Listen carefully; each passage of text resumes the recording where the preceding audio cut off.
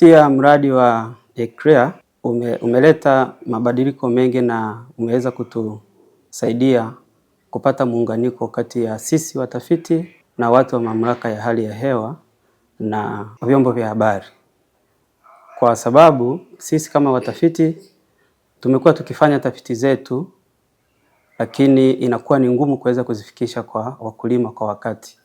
Sisi tunatumia njia ndefu pale ambapo tunaenda tunaanzisha mashamba darasa. Inaweza kachukua muda wakulima kuweza kupata ile teknolojia ambayo tumekuja nayo. Lakini pia kupitia TMA, kwa sababu tunatoa zile teknolojia zetu, tunaweza kuja na mbegu ambazo zinachukua muda mfupi au zinachukua muda mrefu, lakini tukashindwa kuwafikia wakulima na wakulima wakashindwa kuweza kufanya maamuzi ni mbegu gani watumie kwa sababu hawana taarifa.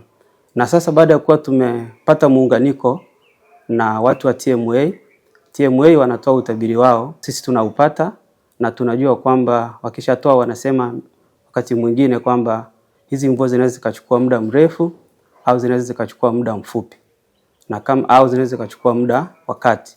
Sasa sisi kama watafiti zinatusaidia kuweza kutafsiri ni namna gani mkulima anaweza kachukua hatua kulingana na zile tabiri ambazo zimetolewa na TMA. Na ili tuweze kuzifikisha hizo tabiri vizuri na kuweza kuwafikia wakulima, huwa tunaenda kwa vyombo vya habari. Kwa mfano tumekuwa tukifanya na kazi na Radio Fadeco ambayo tumekuwa pale muda wote tunaenda live kwa ajili ya kufikisha ujumbe kwa wakulima namna gani waweze kutumia zile mbegu na waweze kujiandaa mapema.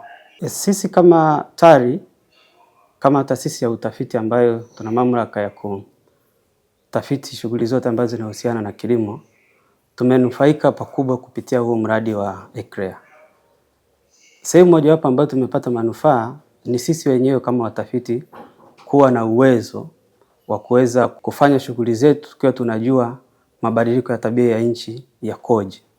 Lakini pia tumepata manufaa pale ambapo wale ambao, kwa sababu sisi tunafanya tafiti ambazo zinalenga wakulima, pale ambapo wakulima wetu wanaweza kuchukua zile teknolojia ambazo sisi tumezitengeneza na kuzitumia jinsi tulivyowaelekeza.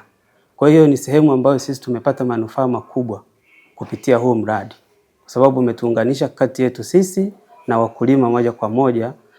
Kile tunachokipata wanakipata na wao, kile tunachokitoa wanakipata na wao moja kwa moja bila kupata changamoto yoyote.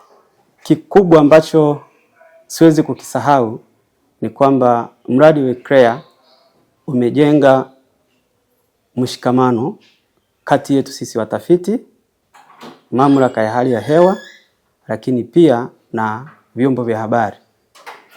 Kwa kufanya hivyo inasaidia kuweza kuwafikia watu walio wengi na wakulima walio wengi kwa ajili ya kufanya shughuli zao bila kupata changamoto yoyote. Hicho ndio kitu kikubwa ambacho niweza nikakikumbuka kupitia huu mradi wa ECREA.